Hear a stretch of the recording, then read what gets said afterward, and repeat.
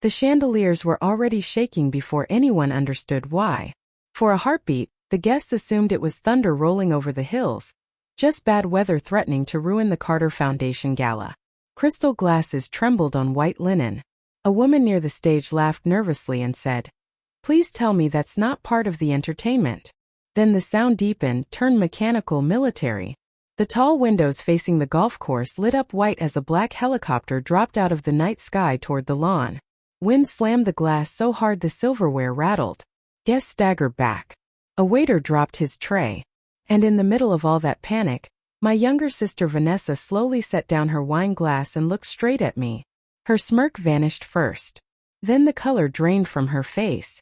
Moments later, a colonel in full dress uniform stepped out of that helicopter, boots cutting across the gravel with terrifying precision. He walked past the screaming guests, past the phones already filming, past my father frozen beside the podium, his eyes locked only on me. He stopped 3 feet away, straightened his spine, and snapped a salute sharp enough to slice through the chaos. "Major General Carter," he said, "the Pentagon requires your immediate presence." Behind me, my ex-boyfriend dropped into his chair so hard it nearly tipped backward. The entire ballroom went silent. My name is Evelyn Carter. And until that exact second, everyone in that room believed I was the family disappointment. The Carter Foundation Winter Gala was exactly the kind of event my father lived for. Expensive enough to impress senators, polished enough to draw cameras, curated enough to convince everyone the Carter name stood for old-fashioned excellence rather than old-fashioned ego. The ballroom at Blackstone Ridge Resort glowed gold under 3 massive chandeliers. White roses spilled from silver centerpieces. A string quartet played near the marble staircase as waiters wove champagne trays through clusters of donors and local politicians. The whole room smelled like perfume, bourbon, and varnished wood. And somehow, surrounded by all that luxury, I had never felt more out of place in my life. I stood near the check-in table, smoothing the sleeve of my navy dress while a young woman behind the podium searched for my name. She couldn't have been more than 22, blonde ponytail, nervous smile. "Evelyn Carter," she repeated, scanning her list. "Oh, here." She handed me a thin paper badge with my name printed in small black letters. No title underneath. No company. No accomplishments. Just Evelyn Carter. Across the room, Vanessa's badge already gleamed under the lights. Vanessa Carter, political commentator, Carter Foundation board member. Gold lettering, of course. I pinned my plain badge to my dress without a word. 20 years in military intelligence teaches you how to vanish on command, how to stand perfectly still while people underestimate you. Most days that skill is useful. Tonight it just hurt. "Evelyn." I turned at my father's voice. Richard Carter stood near the entrance in a charcoal tuxedo that probably cost more than my first car. At 71, he still carried himself like he owned every room he walked into. Silver hair combed back, jaw still sharp despite his age. People stepped aside for him without thinking, the way they always do for powerful men. He looked me over once, not warmly, not cruelly, just disappointed. "You made it," he said. "I said I would." His eyes drifted to my dress. "You could have dressed up a little. This is an important night." I almost laughed. When I was 14, he told me appearances were the first form of respect. At 19, he told me joining the military was the fastest way to throw my life away. At 22, when I turned down Georgetown Law for my commission, he didn't speak to me for nearly 3 years. Some things never change. "I think I look fine," I said evenly. He exhaled through his nose, already annoyed by my tone. "Vanessa invited several national donors tonight. Senators too. Try not to disappear before dessert this time." Before I could respond, a familiar voice cut through the crowd. "Well," Vanessa said smoothly, "look who finally crawled out of hiding." She moved through the room like she belonged on camera because technically she did. My sister had spent the last decade turning herself into one of those polished media personalities America either loved or despised, depending on the channel. Tonight she wore an emerald gown that caught the chandelier light with every step. Diamond earrings. Flawless makeup. Perfect posture. The room adored Vanessa Carter. She kissed our father's cheek, then turned to me with sharp, calculating eyes. "Nice dress," she said, glancing down at my paper badge. "Too bad you forgot to upgrade your name tag." A few people laughed, Not cruelly, just the comfortable laugh wealthy people use once they've placed someone lower on the social ladder. I heard a woman whisper, "Wait, that's the military sister?" Vanessa's smile widened. "Don't worry," she continued lightly, sipping her champagne. "Evelyn's always preferred staying mysterious. Honestly, half this family still doesn't know what she actually does." "That's because nobody ever asked," I said. Something flickered across her face for a second before she buried it under another rehearsed smile. "Well, when people disappear for 20 years, curiosity tends to fade." My father said nothing. Didn't correct her. That stung more than the insult itself. Someone called Vanessa's name from across the room, and she turned instantly, all warmth and practice charm, waving toward a cluster of people near the stage. My father watched her go with the same look he'd worn for years, pure pride. He used to look at me that way too a long time ago, before the uniforms and the silence in the classified briefings turned me into someone this family no longer recognized. "You should mingle," he said absently, walking off beside her. And just like that I was alone again.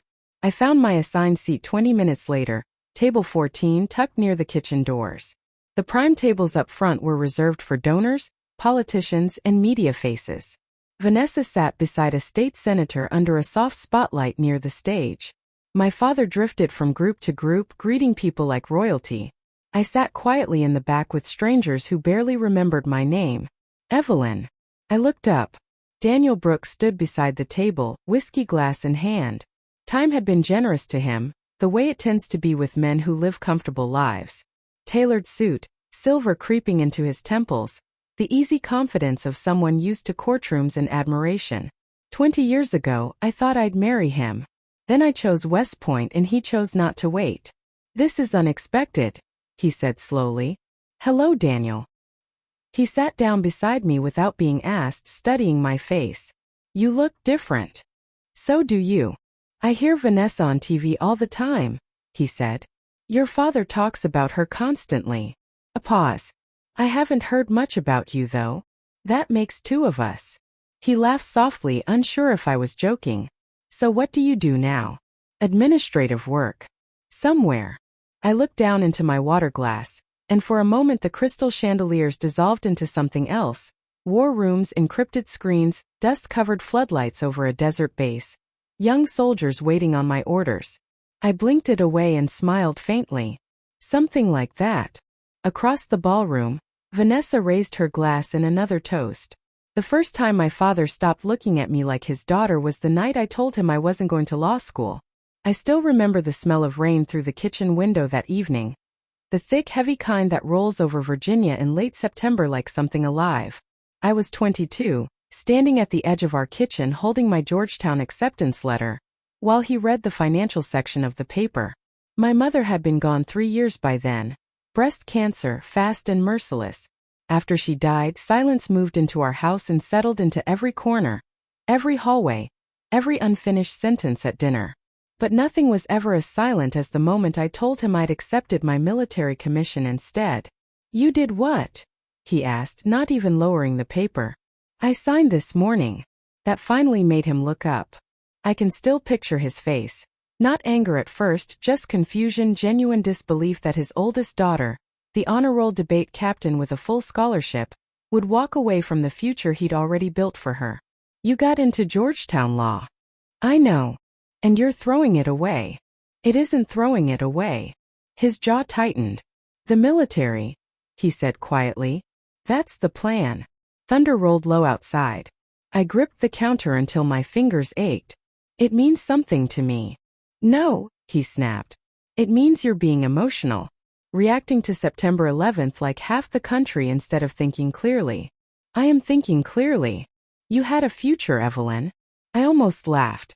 As if service wasn't a future. As if sacrifice only counted when politicians praised it on television. "I want to serve," I said. "And I wanted a daughter who didn't waste herself." That sentence never really left me. Not in Afghanistan, not in classified briefings, not during the 3M phone calls notifying families their child wasn't coming home. Some wounds stay raw because the person who caused them never admits they happened. Back in the ballroom, the quartet shifted into something slower while donors drifted between tables. I sat at table 14 watching condensation slide down my water glass. Daniel kept glancing at me like he was solving a puzzle he'd forgotten years ago. "So where are you based now?" he asked. "Mostly DC. Doing what?" I smiled faintly. "You ask a lot of questions for a lawyer." He chuckled. "Occupational hazard." Across the room, Vanessa stood near a cluster of reporters, every gesture polished for the cameras, touching an arm here, tilting her head there at exactly the right beat. She'd spent 20 years mastering visibility. I'd spent 20 years mastering invisibility. There's a difference. One gets applause. The other keeps people alive.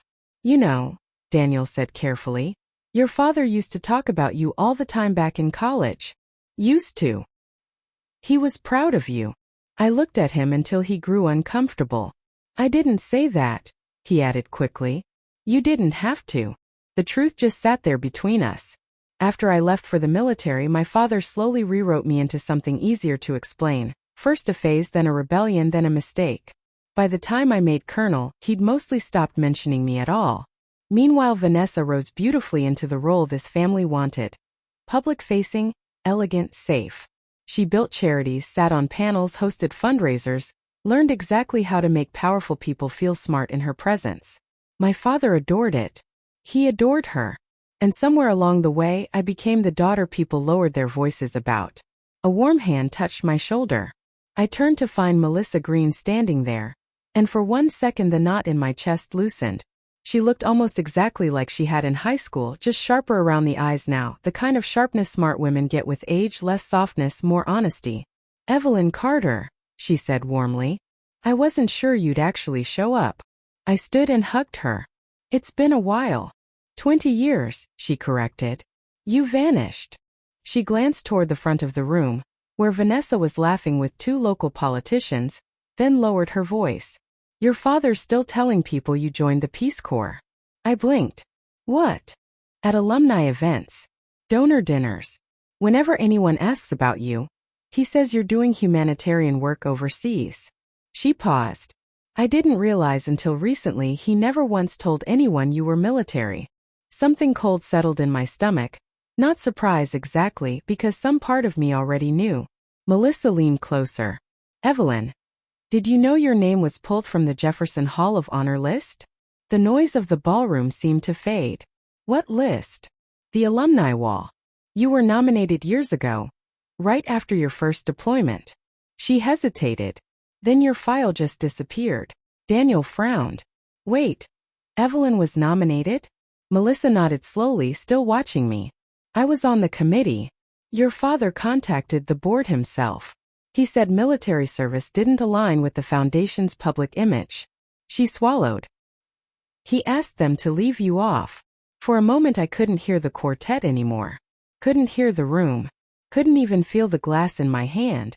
Combat teaches you how to survive gunfire, loss, fear, exhaustion. But family betrayal moves through you differently. It doesn't strike fast. It sinks slowly, quietly, like water filling your lungs. Daniel looked stunned. "Jesus." "I'm sorry," Melissa said softly. I nodded because speaking suddenly felt dangerous. Across the room, my father raised a toast beside Vanessa while donors clapped politely. Neither of them looked toward me. Not once. My encrypted phone buzzed against my leg. An instinct took over instantly, pushing the hurt aside. I slid it from my clutch under the table. Black screen, secure line, Falcon Command priority channel. Daniel noticed the shift in my expression right away. "You okay?" "Excuse me." I rose before either of them could answer and walked toward the balcony doors at the far end of the ballroom. The moment cold air hit my face, I answered. "Carter." Static, then a familiar voice. "Ma'am, we've got movement on the Baltic servers.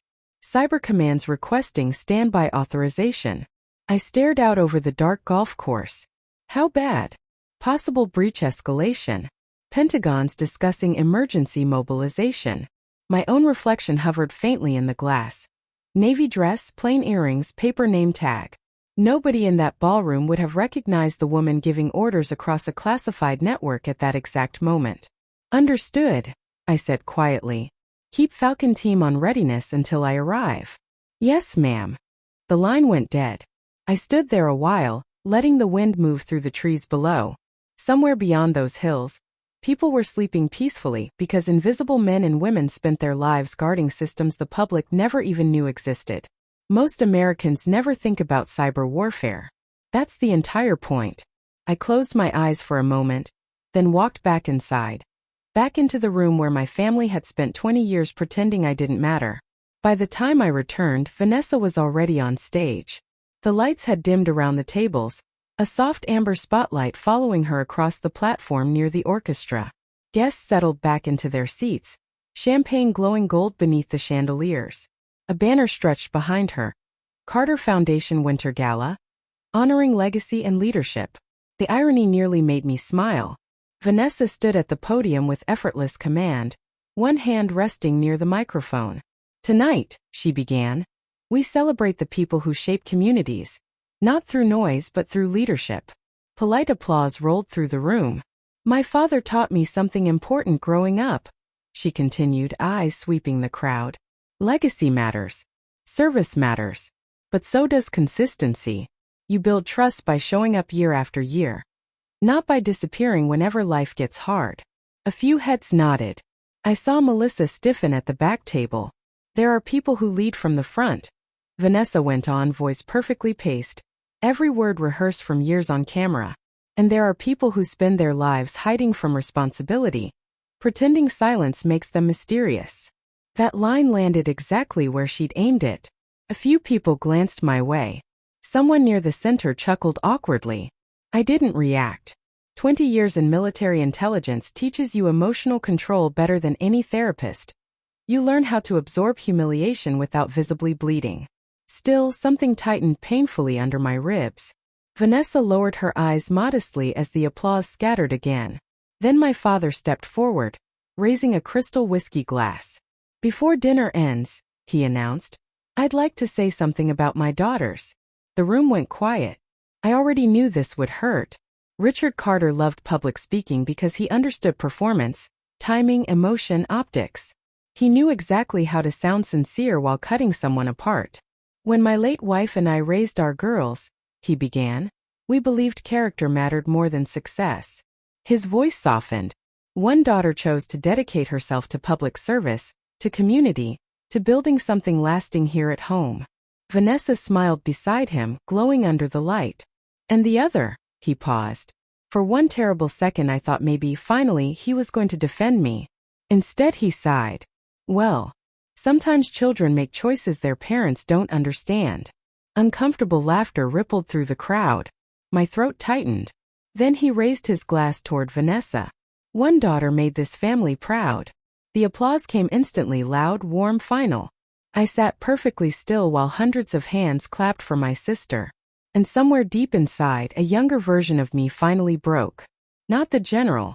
Not the officer trusted in secure briefing rooms.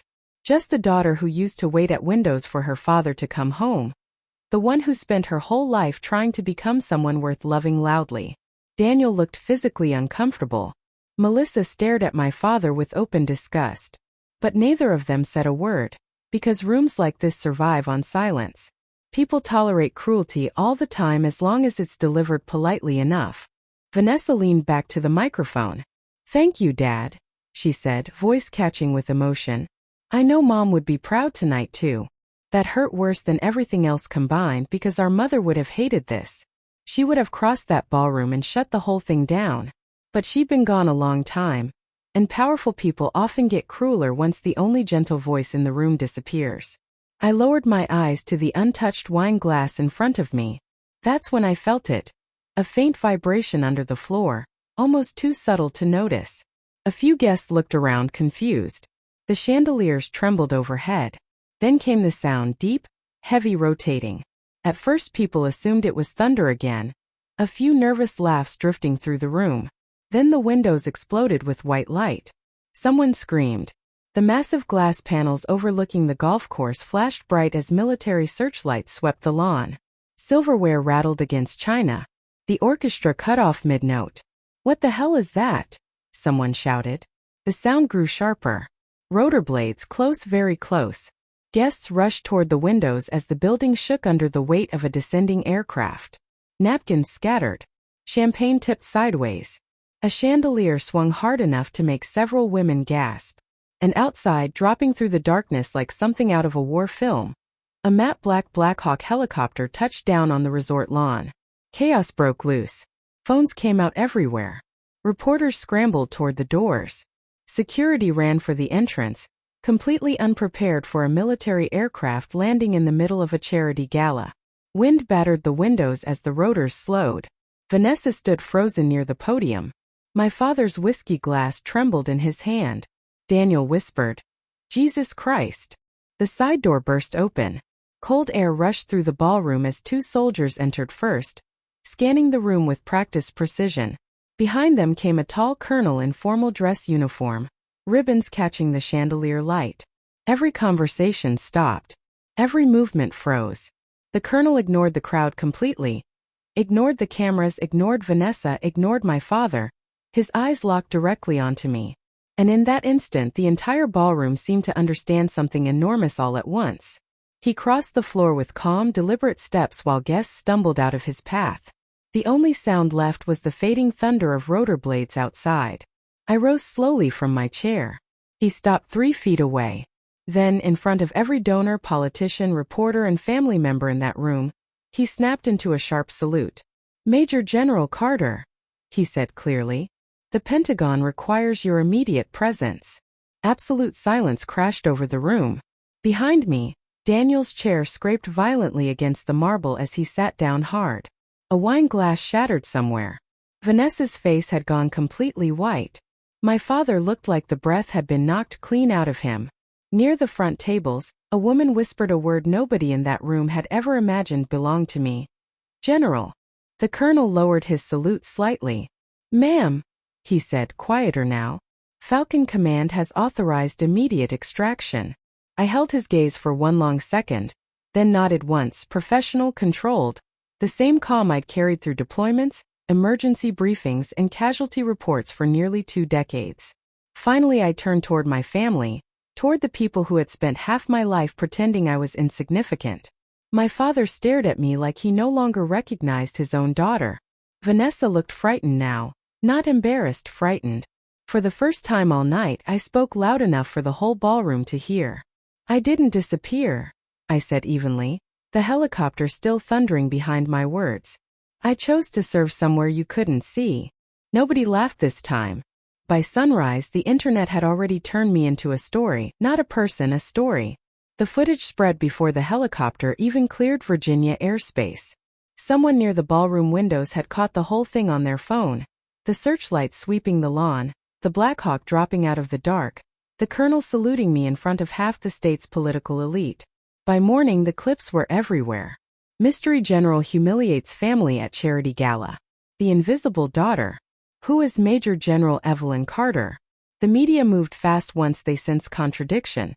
A famous political commentator publicly mocking her own sister minutes before a military extraction. America loves a story like that, especially when there's money involved. I sat alone in a secure Pentagon briefing room, watching the muted news loop on a wall of screens while analysts moved behind the glass outside. Vanessa's face froze over and over beneath cable news headlines. My father looked older every time they replayed the clip. And mine looked unreadable. Good. Military training teaches you to survive observation. Cameras just become another threat to manage. Still, I hated every second of it. "Public Affairs wants a statement," Colonel Harris said from across the table. "They're pushing hard." "Still no." He studied me over his coffee. "You realize half the country thinks you're some kind of ghost operative now. I preferred it when nobody knew my name. That ship sailed straight onto national television last night." "Fair point." I leaned back and pressed my fingers against the tension behind my eyes. I hadn't slept more than 90 minutes since the extraction. Overnight briefings on the Baltic breach blurred together with viral gala clips until both felt equally exhausting. One threatened national infrastructure. The other threatened my peace.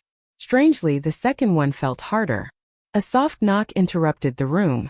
Melissa stepped in, a thick manila folder pressed against her chest. Harris glanced at me. "Expecting company?" "Yes." He stood and left, the secure door sealing shut behind him with a heavy metallic hiss. Melissa just looked at me for a moment, Not awe, not fear, just sadness. You okay? She asked quietly. I almost gave the automatic answer, fine, operational managing.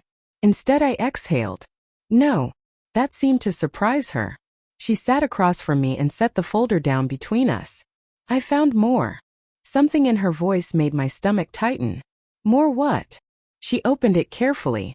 Inside were printed emails, letters, committee records, foundation correspondence. My father's name running through them like a signature carved into old damage. I picked up the first page slowly. The Jefferson Hall of Honor Committee acknowledges Mr. Richard Carter's concerns regarding public association between the Carter Foundation and active military operations overseas. My jaw tightened. Another page.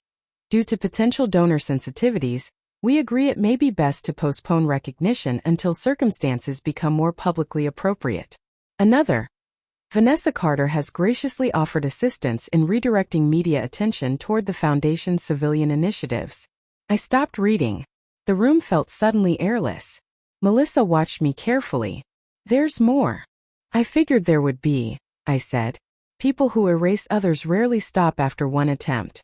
She slid another document across the table, Carter Foundation letterhead, my father's signature at the bottom. General Carter's military activities do not align with the public-facing values our organization wishes to emphasize at this time. I stared at that sentence for a long time. Not align with our values. 22 years serving this country. 3 combat zones. 2 classified evacuation operations. Hundreds of personnel under my command.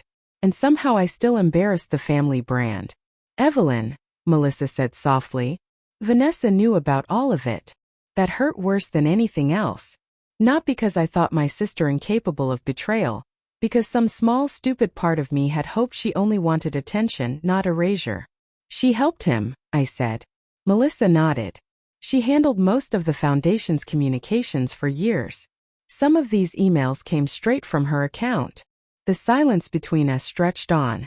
Outside the glass walls, Pentagon staff moved briskly through the corridors with classified folders and secure tablets, the building humming with purpose. Inside that room, I felt 14 years old again, invisible in my own home. My personal phone buzzed against the table. Unknown number. I almost let it ring out. Then I answered. Carter. Silence. Breathing. Then finally my father's voice. Evelyn. I closed my eyes. Melissa started to rise. I can leave. No, I said quietly, keeping the phone to my ear. What do you want? A long pause. When he finally spoke, his voice sounded older than I'd ever heard it. I didn't know. I almost laughed. You didn't know I was a general? No. I didn't know who you became. That landed harder than anger ever could have. I turned toward the dark television screen still looping the helicopter footage. You never asked. Another silence. Then quietly. You humiliated this family. There it was. Even now, after everything, reputation came first. I stared through the glass at rows of analysts working their terminals, men and women half my age carrying burdens most civilians would never understand. You know what's interesting? I said softly. What? I spent 20 years helping protect people who will never know my name. I swallowed once.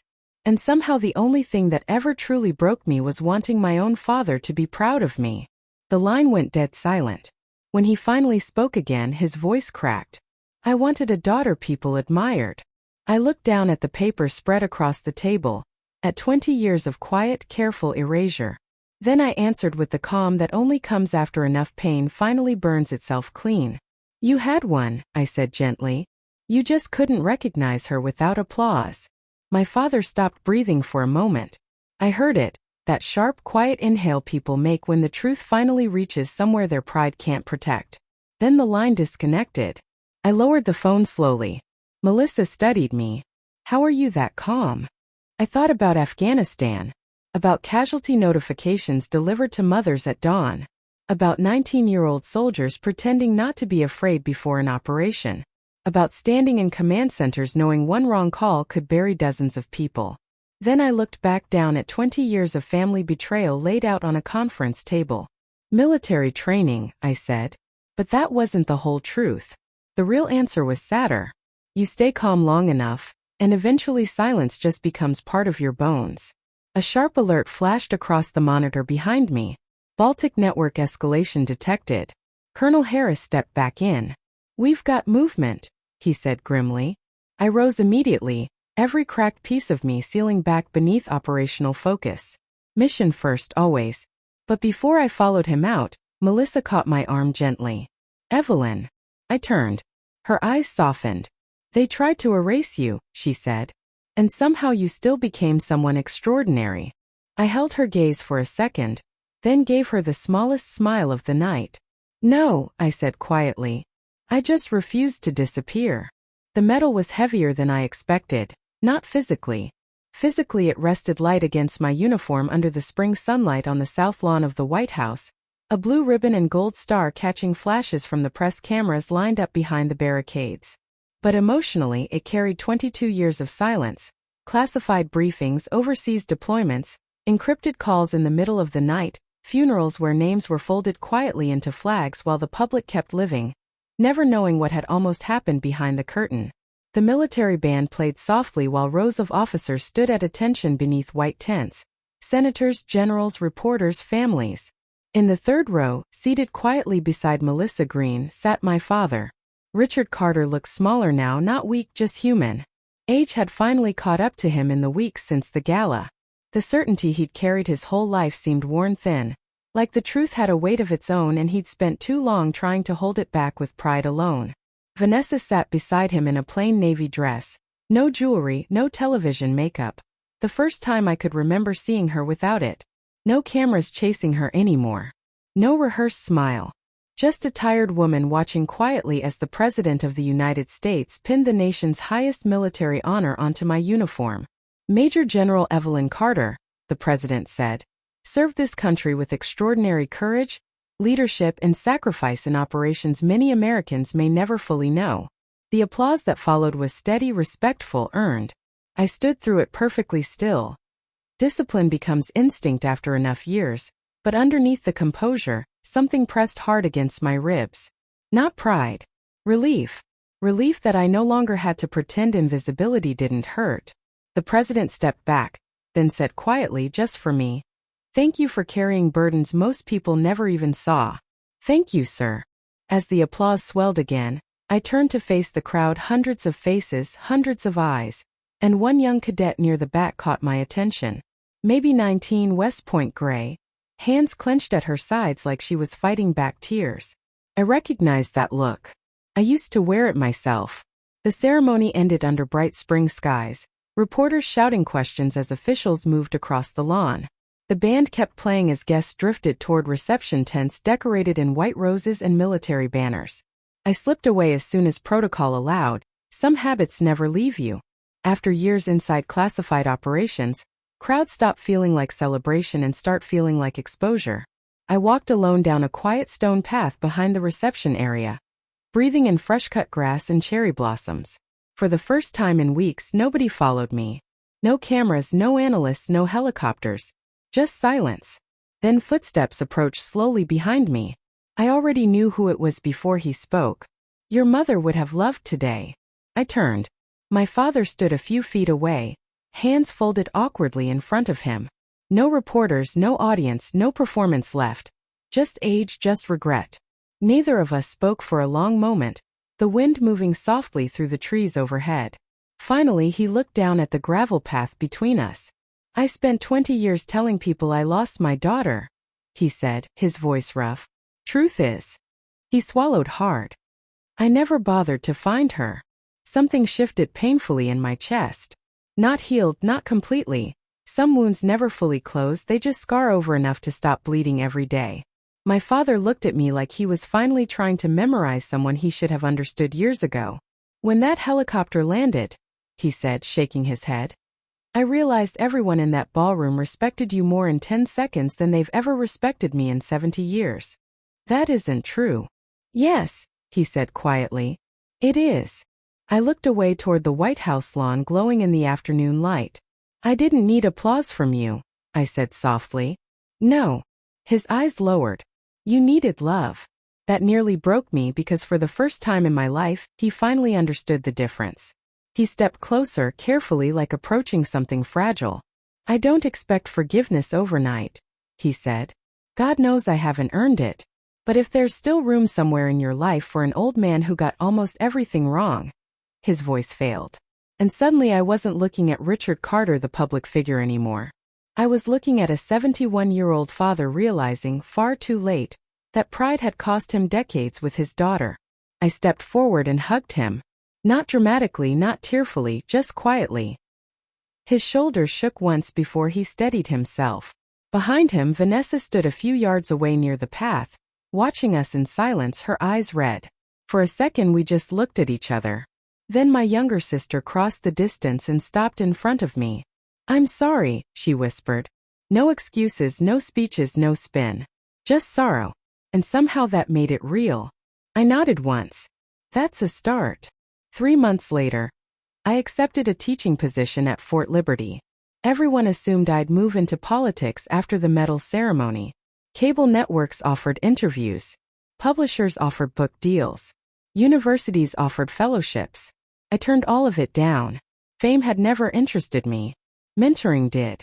The classroom smelled faintly of coffee, printer ink, and old wood polish. 32 cadets sat in pressed uniforms, watching me from their desks as afternoon sunlight spilled through the tall windows. Behind me, written on the whiteboard, "Ethical Leadership Under Pressure." A cadet near the front raised her hand. "Ma'am, yes, Cadet Wilson." She hesitated. "What do you do when nobody believes in you yet?" The room went quiet. I looked around at all those young faces preparing to carry weight most Americans would never fully understand. I thought about helicopters, ballrooms, silence, and the long road back to being seen. "You lead anyway," I said. Pens moved across notebooks. I smiled faintly to myself. Outside, the afternoon sun stretched long shadows over the training grounds, and somewhere far away, another secure alert was waiting patiently on the tablet in my office. Because service never really ends. You just learn to carry it differently. And maybe that's the real lesson. Not that the world finally sees you, but that you survive long enough to stop needing its permission to matter.